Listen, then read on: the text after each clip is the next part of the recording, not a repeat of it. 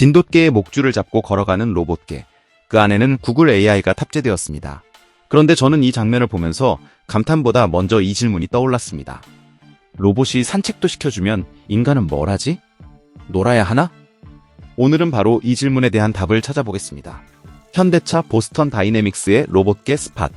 여기에 이번에 새로 탑재된 AI는 구글 딥마인드의 제미나이 로보틱스입니다. 화이트보드에 신발 정리하기, 캔 버리기, 빨래 바구니에 넣기, 강아지 산책시키기, 이렇게 손글씨로 할 일을 써두면 AI가 카메라로 글자를 읽고 어떤 일을 어떤 순서로 할지 스스로 정합니다. 그리고 걷기, 방향 바꾸기, 팔로 짚기 같은 동작을 조합해서 실제로 일을 수행합니다. 신발을 집어 신발장에 정리하고 캔을 쓰레기통에 버리고 마지막에는 강아지 산책을 위해 밖으로 나갑니다. 사람은 조이스틱을 잡지 않습니다. 메모만 써줄 뿐입니다. 제미나이 로보틱스 ER1.6은 카메라 영상과 텍스트를 동시에 이해하고 복잡한 작업을 단계별로 나누어 계획하는 로봇 전용 AI 모델입니다. 공장 계기판을 예로 들면 전체 화면을 먼저 본 뒤 계기 부분을 스스로 확대하고 눈금과 바늘 위치를 계산해 지금 압력이나 온도를 숫자로 읽어냅니다. 발전소나 공장에서 사람이 하던 게이지와 사이트 글라스 읽기를 점점 대신할 수 있게 된 것입니다. 또 하나 중요한 점은 작업이 어느 단계까지 진행됐는지 추적하고 중간에 실수가 있었는지도 스스로 판단한다는 겁니다. 그래서 언론들이 생각하는 로봇, 판단하는 로봇이라는 표현을 쓰기 시작했습니다. 여기까지 들으면 정말 특이점이 온 것처럼 느껴집니다. 그런데 엔지니어는 이 장면에서 한 가지를 더 봅니다. 이 계획들이 현실에서 실제로 안전하게 실행될 수 있는가? 다시 강아지 산책 장면으로 돌아가 보겠습니다. 강아지가 갑자기 멈추거나 옆으로 뛰면 목줄에는 얼마의 힘이 걸릴까요? 로봇은 넘어지지 않고 버틸 수 있을까요? 혹시 넘어져서 땅에 부딪히면 그 충돌 에너지는 얼마나 되어 손상이 일어날까요? AI가 이 계산까지 보장해주지는 않습니다. 실제 산업용 로봇을 설계할 때는 이런 상황들을 모델로 만들고 다양한 조건을 넣어 시뮬레이션으로 먼저 검토합니다. 이 과정을 CAE, 컴퓨터 기반 엔지니어링 해석이라고 부릅니다. 자동차를 만들기 전에 가상 충돌 시험을 돌려보는 것과 같은 개념입니다. 강아지 몸무게, 목줄 길이, 로봇 이동 속도, 바닥 상태 같은 변수를 바꾸어가며 어느 조건까지가 안전한지 범위를 찾습니다.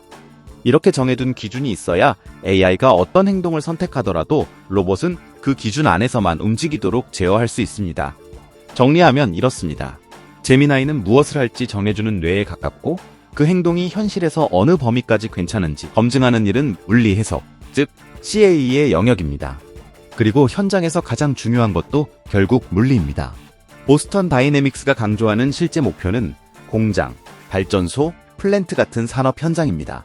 젖은 계단에서 미끄러지지 않는지, 진동이 심한 바닥에서 오래 걸어도 괜찮은지, 뜨거운 설비 주변에서 어느 거리까지 접근해도 되는지, 이런 문제는 구조 해석, 열 해석, 진동 해석이 오랫동안 다뤄온 주제입니다.